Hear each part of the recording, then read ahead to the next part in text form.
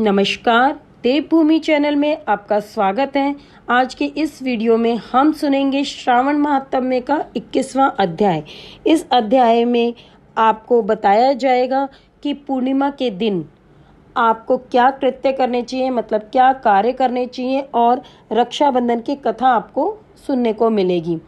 कल हमने त्रयोदशी और चतुर्दशी के बारे में जाना था। आज हम पूर्णमासी और रक्षाबंधन के बारे में जानेंगे। तो आइए अध्याय आरंभ करते हैं। श्रावण पूर्णिमा पर किए जाने वाले कृत्यों का संक्षिप्त वर्णन तथा रक्षाबंधन की कथा। सनत कुमार बोले, हे दयानिधि, कृपया करके अब आप पूर्णमासी व्रत की विधि कहिए, क्योंकि हे स्वामी, इसका महात्म्य सुनने वालों की श्रवण इच्छा बढ़ती है। ईश्वर बोले, हे सनत कुमार, इस श्रावण मास में पूर्णिमा तिथि को उत्सर्जन तथा उपाकर्म संपन्न होते हैं। पौष के पूर्णिमा तथा माघ की पूर्णिमा तिथि उत्सर्जन कृत्य के लिए होती है, अथवा उत्सर्जन कृत्य हेतु पौष की प्रतिपदा अथवा माघ की प्रतिपदा तिथि विहित है, अथवा रोहिणी नामक नक्षत्र उत्सर्जन कृत्य के लिए प्रशस्त होता है, अथवा अन्य कालों में भी अपनी अपनी शाखा के अनुसार उत्सर्जन तथा उपाकर्म दोनों का साथ साथ करना उचित माना गया है। अतः श्रावण मास की पूर्णिमा को उत्सर्जन कृत्य प्रशस्त होता है। साथ ही त्रिवेदियों के लिए उपाकर्म हेतु श्रवण नक्षत्र होना चाहिए। चतुर्दशी, पूर्णिमा अथवा प्रतिपदा तिथि में जिस दिन श्रवण नक्षत्र हो उसी दिन त्रिवेदियों को उपाकर्म करना चाहिए। यजुर्वेदियों का उपाकर्म पूर्णिमा में और सामवेदियों का उपाकर्म हस्त नक्षत्र में होना चाहिए। शुक्र तथा गुरु के अस्तकाल में भी सुखपूर्वक उपाकर्म करना चाहिए, किंतु इस काल में इसका प्रारंभ पहले नहीं होना चाहिए, ऐसा शास्त्रविदों का मानना है। ग्रहण तथा संक्रांति के दूषित काल के अनंतर ही इसे करना चाहिए। हस्त नक्षत्र युक्त पंचमी तिथि में अथवा भाद्रपद पूर्णिमा तिथि में उपाकर्म करें। अपने अपने गृह सूत्र के अनुसार उत्सर्जन तथा उपाकर्म करें। अधिक मास आने पर इसे शुद्ध मास में करना चाहिए। ये दोनों कर्म आवश्यक है, अतः प्रत्येक वर्ष इन्हें नियम पूर्वक करना चाहिए। उपाकर्म की समाप्ति पर द्विजातियों के विद्यमान रहने पर स्त्रियों को सभा में सभादीप निवेदन करना चाहिए। उस दीपक को आचार्य ग्रहण करें या किसी अन्य ब्राह्मण को प्रदान कर दें। दीप की विधि इस प्रकार है। सुवर्ण, चांदी अथवा तांबे के पात्र में सेर भर गेहूं भरकर गेहूं के आटे का दीपक बनाकर उसमें उस दीपक को जलाएं। वह दीपक घी से अथवा तेल से भरा हो और 3 बत्तियों से युक्त हो। दक्षिणा तथा तांबुल यानी पान सहित उस दीपक को ब्राह्मण को अर्पित कर दे। दीपक की तथा विप्र की विधिवत पूजन करके निम्न मंत्र बोले, स दक्षिणः सतांबुलः सभादीप्यो मुक्तमः अर्पितो देव देवस्य मम संतु मनोरथः। दक्षिणा तथा तांबुल से युक्त यह उत्तम सभादीप मैंने देव देव को निवेदित किया है। मेरे मनोरथ अपूर्ण हो। सभादीप प्रदान करने से पुत्र पौत्र आदि से युक्त कुल उज्ज्वलता को प्राप्त होता है और यश के साथ निरंतर बढ़ता है। इसे करने वाली स्त्री दूसरे जन्म में देवांगनाओं के समान रूप प्राप्त करती है। वह स्त्री सौभाग्यवती हो जाती है और अपने पति की अत्यधिक प्रिय पात्र होती है। इस प्रकार 5 वर्ष तक इसे करने के पश्चात उद्यापन करना चाहिए और अपने सामर्थ्य के अनुसार भक्ति पूर्वक दक्षिणा देनी चाहिए। हे सनत कुमार, यह मैंने आपसे सभादीप का शुभ महात्म्य में कह दिया। उसी रात्रि में श्रवण कर्म का करना बताया गया है। उसके बाद वहीं पर सर्प की बलि की जाती है। अपना अपना ग्रह सूत्र देखकर ये दोनों ही कृत्य करने चाहिए। हयग्रीव का अवतार उसी तिथि में कहा गया है, अतः इस तिथि पर हयग्रीव जयंती का महोत्सव मनाना चाहिए। उनकी उपासना करने वालों के लिए यह उत्सव नित्य करना बताया गया है। श्रावण पूर्णिमा के दिन श्रावण नक्षत्र में भगवान श्री हरि हयग्रीव के रूप में प्रकट हुए और सर्वप्रथम उन्होंने सभी पापों का नाश करने वाले सामवेद का गान किया।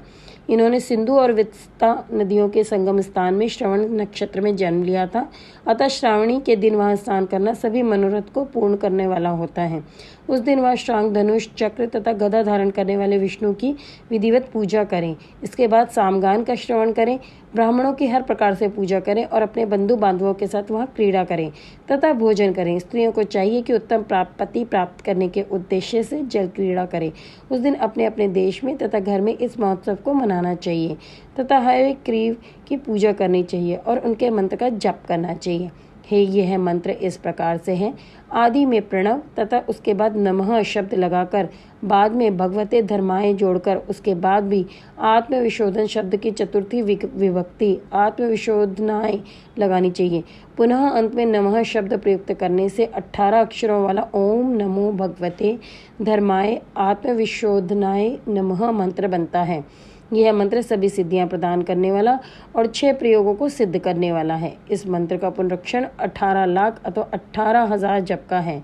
कलयुग में इसका पुनश्रण इससे भी 4 गुना जप से होना चाहिए। इस प्रकार करने पर है गिरि प्रसन्न होकर उत्तम वांछित फल प्रदान करते हैं। इसी पूर्णिमा का दिन रक्षाबंधन मनाया जाता है, जो सभी रोगों को दूर करने वाला तथा सभी अशुभों का नाश करने वाला है। हे मुनि श्रेष्ठ, इसी प्रसंग में एक प्राचीन इतिहास सुनिए। इंद्र की विजय प्राप्ति के लिए इंद्राणी ने जो किया था उसे मैं बता रहा हूँ। पूर्व काल में 12 वर्षों तक देवासुर संग्राम होता रहा तथा इंद्र को थका हुआ देखकर देवी इंद्राणी ने उन सुरेंद्र से कहा कि हे देव, आज चतुर्दशी का दिन है, प्रातः होने पर सब ठीक हो जाएगा। मैं रक्षाबंधन अनुष्ठान करूंगी, उससे आप अजय हो जाएंगे। और तब ऐसा कहकर इंद्राणी ने पूर्णमासी के दिन मंगल कार्य संपन्न करके इंद्र के दाहिने हाथ में आनंददायक रक्षा बांध दी। उसके बाद ब्राह्मणों के द्वारा स्वस्तयन किए गए तथा रक्षाबंधन से युक्त इंद्र ने दानव सेना पर आक्रमण किया और क्षण भर में उसे जीत लिया। इस प्रकार विजयी होकर इंद्र तीनों लोकों में पुनः प्रतापवान हो गए। हे मुनीश्वर, मैंने आपसे रक्षाबंधन के इस प्रभाव का वर्णन कर दिया, जो कि विजय प्रदान करने वाला, सुख देने वाला और पुत्र आरोग्य तथा धन प्रदान करने वाला है। सनत कुमार बोले, हे देव श्रेष्ठ, ये रक्षाबंधन किस विधि से, किस तिथि में तथा कब किया जाता है? हे देव, कृपया करके इसे बताएं। हे भगवान, जैसे जैसे आप अद्भुत बातें बताते जा रहे हैं, वैसे वैसे अनेक अर्थों से युक्त कथाओं को सुनते हुए मेरी तृप्ति नहीं हो रही है। ईश्वर बोले, बुद्धिमान मनुष्य को चाहिए कि श्रावण का महीना आने पर पूर्णिमा तिथि को सूर्योदय के समय श्रुति स्मृति के विधान से स्नान करें। इसके बाद संध्या जप आदि करके देवताओं, ऋषियों तथा पितरों का तर्पण करने के बाद स्वर्ण में पात्र में बनाए गए स्वर्ण सूत्रों से बंधी हुई मुक्ता आदि से विभूषित विचित्र तथा स्वच्छ रेशमी तंतुओं से निर्मित विचित्र ग्रंथियों से सुशोभित पद्म कुंचों से अलंकृत और अक्षतों से गर्भित एक अत्यंत मनोहर रक्षा अथवा राखी बनाएं। इसके बाद कलश स्थापन करके उसके ऊपर पूर्ण पात्र रखें और पुनः उस पर रक्षा को स्थापित कर दें। उसके बाद रम्य आसन पर बैठकर सुसज्जनों के साथ वीरांगनाओं के नृत्यगान आदि तथा क्रीड़ा मंगल कृत्य में संलग्न रहे। इसके बाद ये मंत्र पढ़कर पुरोहित रक्षाबंधन करें। येन बद्धो बलि राजा दानवेंद्रो महाबले हैं, तेन त्वान बुद्ध नामी रक्षे माँ चल। जिस बंधन से महान बल से संपन्न दानवों के पति राजा बलि बांधे गए, उसी से मैं आपको बांधता हूँ। हे रक्षे, चलायमान मत हो। ब्राह्मणों, क्षत्रियों, वैश्य, शूद्रों तथा अन्य मनुष्यों को चाहिए कि यत्न पूर्वक ब्राह्मणों की पूजा करके रक्षाबंधन करे। जो इस विधि से रक्षाबंधन करता है वह सभी दोषों से रहित होकर वर्ष पर्यंत सुखी रहता है। विधान को जानने वाला जो मनुष्य शुद्ध श्रावण मास में इस रक्षाबंधन अनुष्ठान को करता है, वह पुत्रों तथा सुसज्जनों सहित 1 वर्ष अत्यंत सुख से रहता है। उत्तम व्रत करने वालों को चाहिए कि भद्रा में रक्षाबंधन ना करें, क्योंकि भद्रा में बांधी गई रक्षा विपरीत फल देने वाली होती है। इस प्रकार से स्कंद पुराण के अंतर्गत ईश्वर सनत कुमार संवाद में श्रावण मास महात्म्य में यहाँ पर रक्षाबंधन विधि कथन नामक 21वां अध्याय पूर्ण होता है। कल हम श्रावण महात्म्य का 22वां अध्याय सुनेंगे।